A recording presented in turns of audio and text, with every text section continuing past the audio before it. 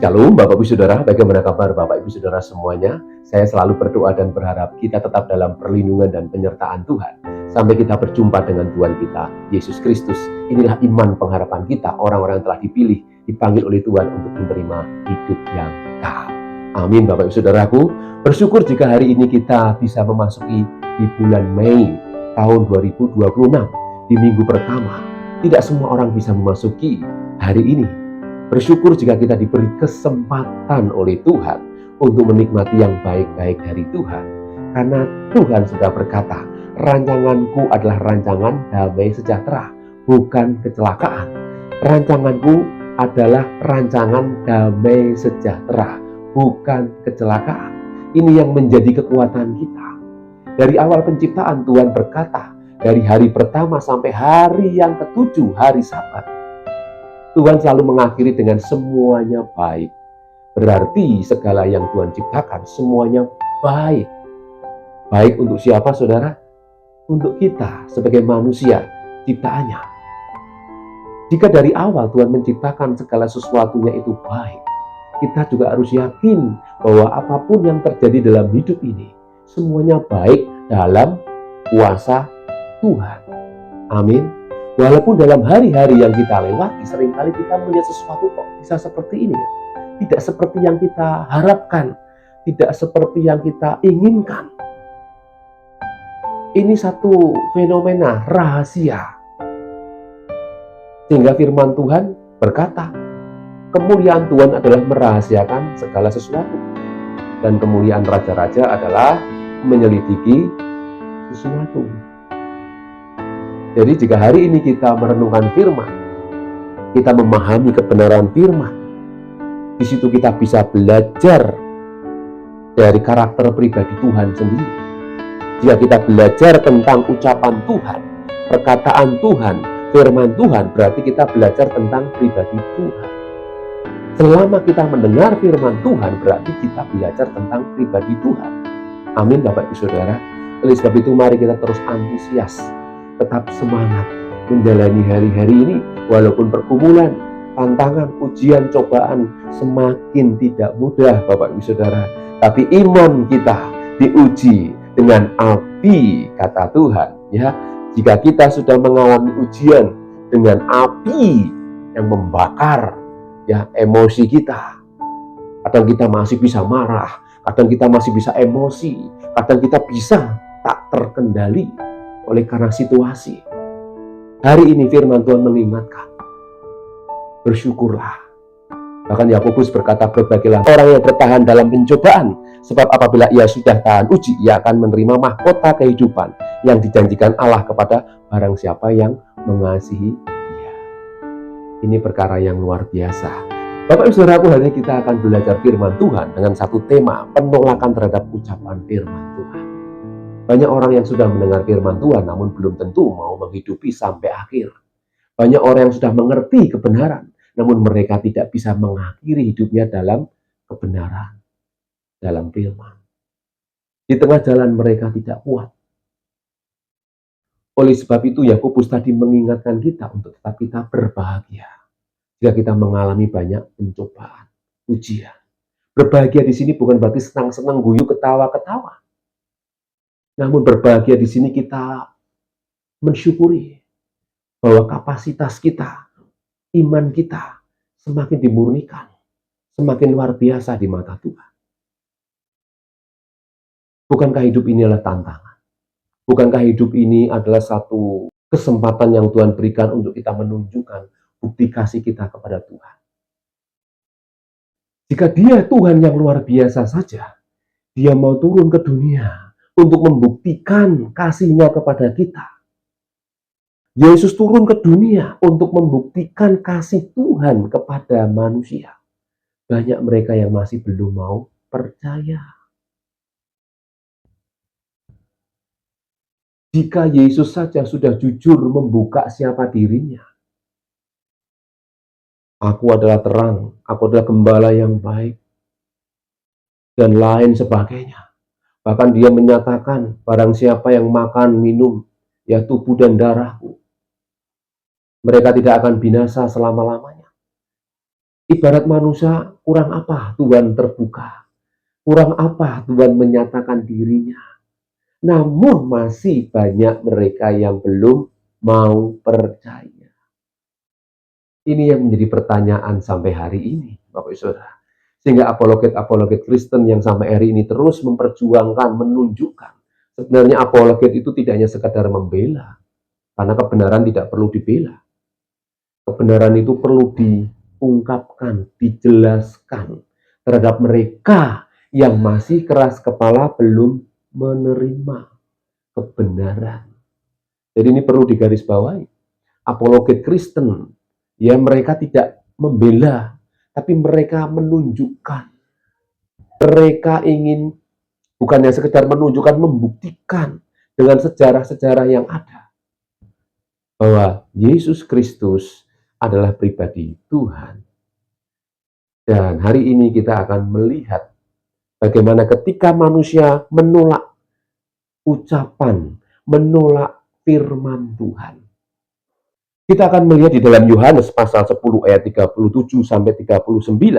Saya tertarik dengan ayat ini karena di sini menjelaskan bagaimana Yesus dia menjelaskan dengan sejelas-jelasnya kepada setiap kita. Seringkali kita kurang memahami lebih dalam lagi. Di sini dikatakan, jikalau aku tidak melakukan pekerjaan-pekerjaan Bapakku, janganlah percaya kepadaku. Jelas.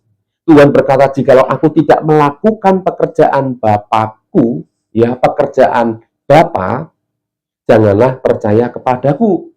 Tetapi jikalau aku melakukannya dan kamu tidak mau percaya kepadaku, ya, ini yang sedang terjadi. Tetapi jikalau aku melakukannya dan kamu tidak mau percaya kepadaku, percayalah akan pekerjaan-pekerjaan itu. Jadi jelas Yesus memberikan satu pengertian, pemahaman. Jika kamu, orang-orang Yahudi pada waktu itu, tidak percaya kepadaku, tetapi setidaknya kamu percayalah akan pekerjaan-pekerjaan yang aku lakukan. Ini ungkapan, ekspresi ungkapan Yesus kepada orang-orang Yahudi pada waktu itu. Supaya kamu boleh mengetahui dan mengerti bahwa Bapa di dalam aku dan aku di dalam Bapa. Ini satu ungkapan dari dalam hati Yesus yang orang belum tentu bisa mengerti dan menerimanya sampai hari ini. Jika kamu tidak percaya kepadaku, percayalah terhadap pekerjaan, perbuatan yang aku lakukan. Sehingga sekali lagi mereka mencoba menangkap dia, tetapi ia luput dari tangan mereka. Bapak, saudaraku, seringkali yang dituntut dari pengkhotbah, pembicara adalah kehidupannya. Betul ya Bapak Saudara? Jika Yesus mengalami hal ini Bapak Ibu Saudara, apalagi kita sebagai para pengkhotbah, para pembicara yang menyampaikan firman Tuhan. Yesus sendiri saja ditolak, apalagi kita. Namun dalam hal ini Yesus memberikan pengertian. Jika kamu menolak aku, setidaknya kamu lihat apa yang aku lakukan. Disinilah Bapak Ibu Saudara, letak perbedaannya. Yesus mengajak mereka melihat perbuatan-perbuatan yang Yesus lakukan. Dari mana? Firman Tuhan jelas tadi dikatakan, percayalah akan pekerjaan-pekerjaan itu, supaya kamu boleh mengetahui dan mengerti bahwa Bapa di dalam aku dan aku di dalam Bapa. Jikalau aku tidak melakukan pekerjaan-pekerjaan Bapakku, janganlah percaya kepadaku. Ini yang menjadi dasar pengertian. Jadi dituntut seorang pembicara tidak hanya sekedar menyampaikan firman, namun hidupnya juga harus mengalami satu terobosan, pembaharuan, pemulihan. Tidak mudah sebagai pembicara, tidak mudah sebagai pengkhotbah.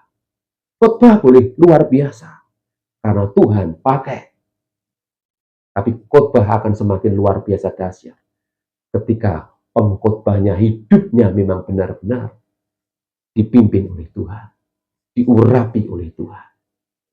Ini menjadi kerinduan kita semua. Bapak Ibu Saudaraku, hari ini banyak mereka yang kecewa dan menolak Tuhan karena mereka mendengar firman dan menangkapnya dengan pemikiran mereka sendiri, dengan hikmat mereka sendiri. Ya, ada yang mereka menolak karena pembicaranya tidak benar. Karena ada yang menolak karena ajarannya tidak sesuai dengan pikirannya. Ini yang sangat bahaya. Sekali lagi Bapak Saudaraku, ketika kita melihat apa yang dialami oleh Yesus, ketika dia ditolak, ketika dia tidak diterima, apa yang disampaikan, walaupun Yesus sudah jujur dan terbuka, banyak mereka yang masih belum percaya. Bahkan jika kita melihat sejarah, Yesus ditinggal oleh murid-muridnya ketika Yesus berkata dengan keras, barang siapa makan tubuhku, minum darahku, mereka tidak akan mati, mereka akan hidup sampai selama-lamanya. Bapak Ibu Saudaraku, jika Yesus sendiri mengalami penolakan, apalagi kita sebagai pembicara, sebagai pengkhotbah, penyampai firman Tuhan. Jika Yesus sendiri mengalami penolakan, apalagi kita, apalagi saya. Sebagai pembawa firman Tuhan, tentunya banyak hal yang harus dihadapi, kenyataan yang harus dihadapi. Yang pertama ditolak, yang kedua tidak didengarkan, yang ketiga orang pergi. Emangnya siapa dia? Yesus mengalami hal ini, Bapak Ibu Saudara. Namun apakah dia terus berhenti? Tidak. Dia tetap melakukan apa yang menjadi kehendak Bapa. Tuhan tidak pernah pusing dengan mereka yang menolaknya. Tuhan tidak pernah marah atau kecewa dengan mereka yang menolak dia. Namun dia tetap fokus pada apa yang menjadi tugasnya selama dia sebagai manusia. Ini satu pemahaman yang tidak mudah. Sehingga firman Tuhan hari ini dengan tema penolakan terhadap ucapan firman Tuhan itu diperhadapkan oleh dua hal saja Bapak Ibu Saudara. Yang pertama adalah kutuk. Mari kita akan melihat di dalam Imamat pasal 26 ayat 14 sampai dengan yang ke-19. Mereka yang tidak mau mendengarkan ucapan Tuhan, perintah Tuhan.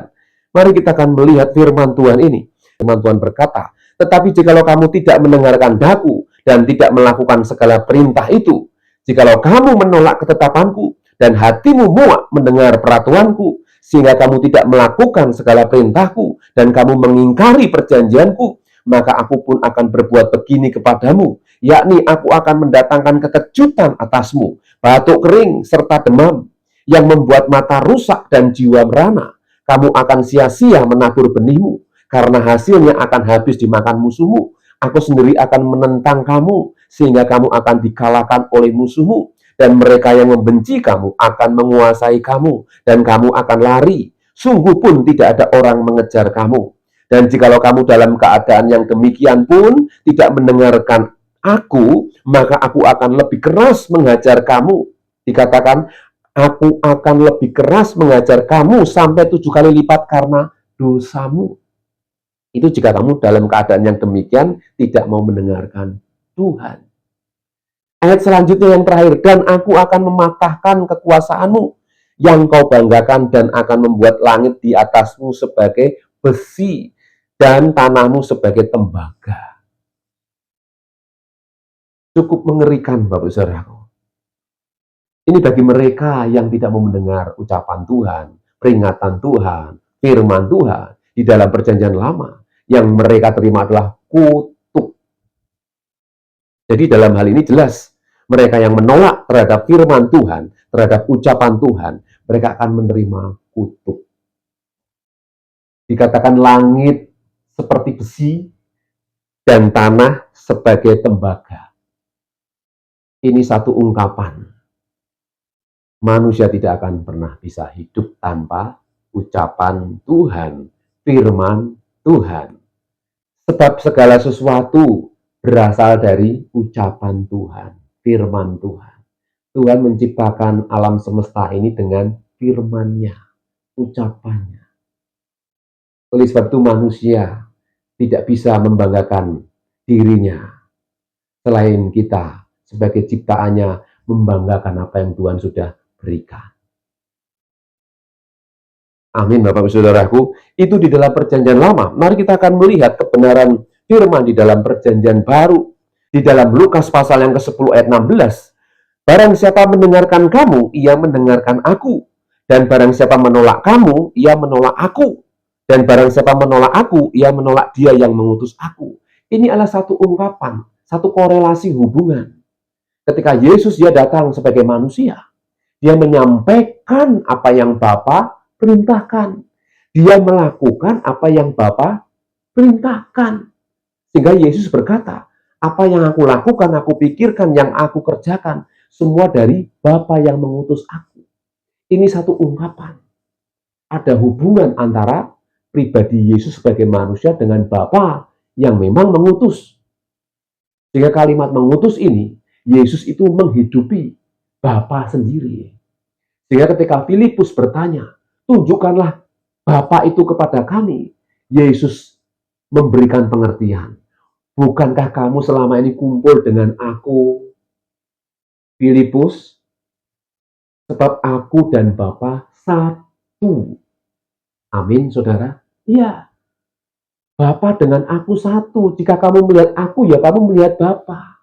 Ini satu ekspresi ungkapan kepada kita, orang-orang percaya, pengikut Kristus. Barang siapa melihat hidup kita, mereka akan melihat Kristus. Peran Kristus terpancar melalui kehidupan kita. Amin, Bapak Saudaraku. Jadi perkara-perkara ini yang perlu kita renungkan, yang perlu kita pahami, yang perlu disingkapkan, supaya kita mengenal pribadi Tuhan. Sehingga kutuk itu diangkat. Sehingga Yesus, dia mengalahkan maut, termasuk kutuk kematian, kebinasaan. Ketika kita percaya Yesus, kita hidup di dalam Kristus, tidak di bawah kutuk, tapi di bawah hukum Kristus. Hukum yang memerdekakan. Hukum yang menyelamatkan. Bukan yang membinasakan. Amin, Bapak Ibu Saudara. Ya, Yohanes 12 ayat 48 dikatakan, barang siapa menolak aku dan tidak menerima perkataanku, ia sudah ada hakimnya, yaitu firman yang telah kukatakan. Itulah yang akan menjadi hakimnya pada akhir zaman. Jelas dikatakan, ya, barang siapa menolak aku, menolak Yesus, dan tidak menerima perkataanku, ia sudah ada hakimnya, yaitu siapa? Firman yang telah kukatakan. Firman, ucapan. Ucapan dari mana? Dari Sang Bapa. Firman Tuhan sendiri. Ya, itulah yang akan menjadi hakimnya pada akhir zaman. Jadi bersyukur kepada Tuhan jika kita percaya firman yang Yesus ucapkan sampai hari ini, yang Yesus deklarasikan sampai hari ini, beritakan sampai hari ini, dan kita percaya itulah ucapan firman Allah yang hidup. Berbahagialah kita. Karena kita tidak tinggal dalam kegelapan. Kita tidak tinggal dalam kebinasaan. Tapi kita tinggal dalam hidup firman kehidupan. Amin, Bapak Ibu Saudaraku. Sehingga di dalam Injil Yesus juga memberikan pengertian. Bahkan saya di sini tuliskan 3 kali Yesus berkata, ya, dan berbahagialah orang yang tidak menjadi kecewa dan menolak aku. Ini di dalam Matius 11 ayat yang ke-6. Kemudian Lukas 7 ayat 23 dikatakan, dan berbahagialah orang yang tidak menjadi kecewa dan menolak aku. Yohanes 16 ayat 1, semuanya ini kukatakan kepadamu, supaya kamu jangan kecewa dan menolak aku. Ini satu ungkapan ekspresi yang diwakili oleh murid-murid Yesus sendiri, supaya mereka tidak kecewa. Yang mendengar firman Tuhan ini, kabar baik ini, dan Tuhan tidak pernah mengecewakan. Amin. Banyak orang yang kecewa dan meninggalkan Yesus karena mereka hidup menurut pengertian mereka sendiri. Mereka hidup menurut pemahaman mereka sendiri. Sehingga mereka kecewa. Seperti Yudas. Dia pikir Yesus bisa menyelamatkan diri. Dia pikir Yesus bisa membebaskan diri. Karena selama Yudas ikut Yesus, Yudas melihat mujizat-mujizat yang luar biasa yang Tuhan lakukan. Ketika dia membiarkan Yesus ditangkap, ternyata Yudas salah paham. Paham yang salah menyesatkan. Akhirnya Yesus disalib. Dan Yesus menyerahkan dirinya. Seolah-olah tidak ada daya. Dengan pengertian ini Yudas kecewa. Akhirnya dia gantung diri dan mati. Binasa. Banyak orang-orang Kristen yang hari ini juga mengalami seperti Yudas. Mereka memahami mengenal Yesus sebatas yang mereka ketahui. Bukan memahami, mengerti maksud Tuhan yang sesungguhnya. Seringkali dalam hidup ini kita juga dipertemukan, diperlihatkan kejadian peristiwa yang dialami oleh orang-orang. Ya, sepertinya kok tidak seperti yang kita harapkan. Padahal Tuhan punya maksud. Seperti contoh, kita melihat orang-orang yang cacat, orang yang terbelakang. Kenapa Tuhan ciptakan mereka seperti itu? Ya, banyak orang bertanya-tanya. Kenapa harus ada peristiwa ini? Apakah Tuhan jahat? Apakah Tuhan tidak adil? Di balik semuanya itu, yang kita tahu bahwa rancangan Tuhan tetap rancangan damai sejahtera, bukan kecelakaan. Ada satu maksud yang Tuhan ingin tunjukkan, Tuhan ingin tampilkan kepada manusia, bahwa aku berkuasa atas apapun, aku berkuasa atas apapun yang ada di bumi ini. Percayalah, firman Tuhan pasti digenapi.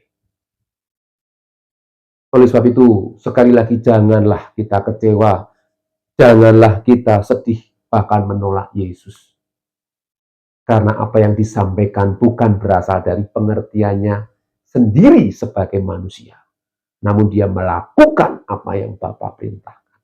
Demikian juga hari ini, saya memberitakan firman Tuhan, bukan atas kehendak dan pengetahuan saya. Tapi saya tahu, saya bukan apa-apa. Saya tahu, saya ini orang yang berdosa yang diampuni oleh Tuhan. Sehingga hari ini saya bisa berdiri sampai hari ini, semua karena kemurahan Tuhan. Dan firman Tuhan perlu disingkapkan dengan caranya yang ajaib. Bagaimanapun caranya. Dan hari ini saya yakin, kita yang mendengar firman Tuhan akan mendapatkan kekuatan yang baru jika kita mau responi suara Tuhan yang sesungguhnya. Mau mendengar firman Tuhan yang sesungguhnya. Amin Bapak Saudaraku. Jadi yang pertama, poin yang pertama, itu adalah kutuk. Jika kita tidak mau mendengarkan, jika kita menolak terhadap ucapan atau firman Tuhan. Yang kedua, mari kita akan melihat bahwa ketika kita menerima ucapan Tuhan dengan sukacita, dengan segenap hati, ibarat anak kecil, kita melihat ketika seorang anak, ketika dia diberi makan, dia tidak bertanya, ini apakah beracun, ini apakah makanan yang membahayakan, tidak. Dia makan dengan percaya kepada siapa yang memberi makan. Makanya Tuhan berkata, jadilah seperti anak kecil. Maksudnya apa? Kita tulus di hadapan Tuhan, murni di hadapan Tuhan.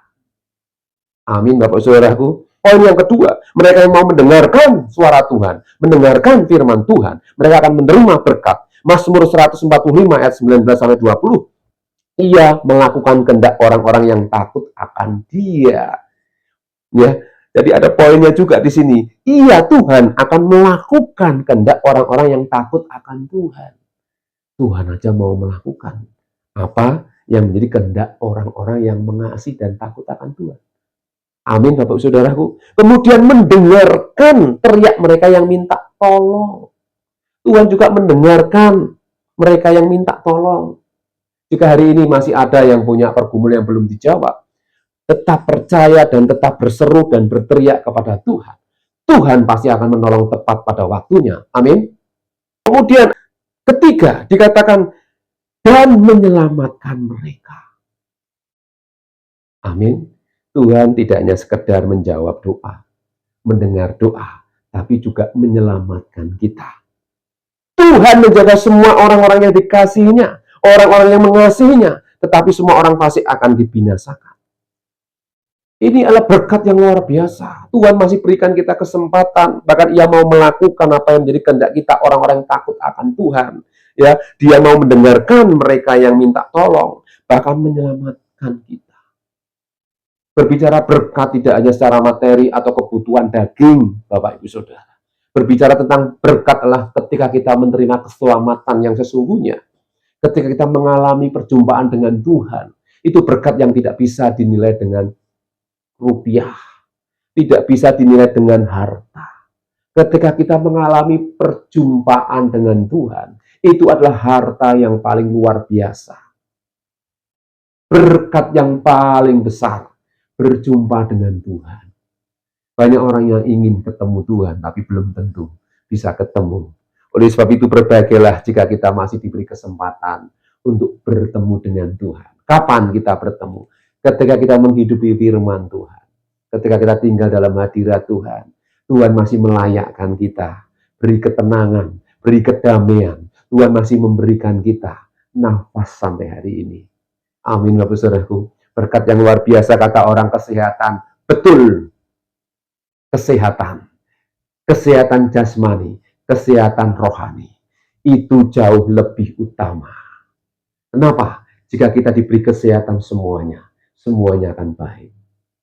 Amin, Bapak Saudaraku. Dan inilah yang Tuhan rindukan bagi setiap manusia sebenarnya. Hubungan kita dengan Tuhan semakin dekat. Karena kita menerima berkat, yaitu tinggal di dalam firman Tuhan. Tinggal di dalam kuasa Tuhan. Di luar aku, kamu tidak bisa berbuat apa-apa, kata Yesus. Di luar Tuhan kita tidak bisa apa-apa. Mari kita terus tinggal dalam firman Tuhan dan percaya bahwa firman Tuhan adalah kekuatan. Langit dan bumi akan berlalu, tapi firman Tuhan tetap untuk selama-lamanya. Berbahagialah mereka yang mendengar merenungkan firman Tuhan itu siang dan malam, karena mereka akan bertindak hati-hati di tengah-tengah zaman yang semakin jahat. Amin, Bapak Ibu Saudaraku. Biarlah firman Tuhan hari ini mengingatkan kita untuk kita bisa menerima firman Tuhan dengan hati yang baik. Amin. Dua perkara yang akan dialami oleh manusia ketika mereka menolak firman Tuhan, yaitu kutuk bagi mereka yang tidak mau mendengarkan, dan berkat bagi mereka yang mau menerima. Sebab segala sesuatu dijadikan oleh firman Tuhan. Jangan lupa hal ini. Amin, Bapak Ibu Saudaraku. Mari kita akan berdoa. Bapa di surga, terima kasih hari ini kami bersyukur kami sudah mendengar firman-Mu. Biarlah firman yang kami terima hari ini memberikan kami kekuatan yang baru.